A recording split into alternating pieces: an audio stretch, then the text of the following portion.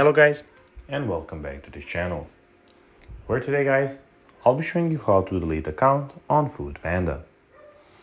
So guys, the first thing that you of course need to do is go to the Google Play Store or the App Store, whichever you of course have, and download the Foodpanda application.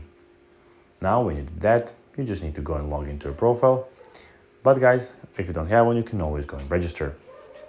Now that we got that out of the way, let's see what we actually have in front of us here. So as you can see, here we have the official Foodpanda application, where we have in the top left corner the search bar and your address. And also in the bottom right and bottom of the screen, we have the home, shops, search, and the last one is the account tab. But now guys, let's see how you can actually go and delete your account. First of all, what you need to do is click on the bottom right corner where we have the account, out of all of this option, the fourth option. And now, as you can see, we have your name. Underneath your name, we have the view profile button. Click on that button. When you click there, you'll have all of your information, your password, mobile number, email, and your name. What you need to do to delete the account is go scroll down, and here you see, as you can see, delete my account. Click on that button. Here they will ask you, are you sure?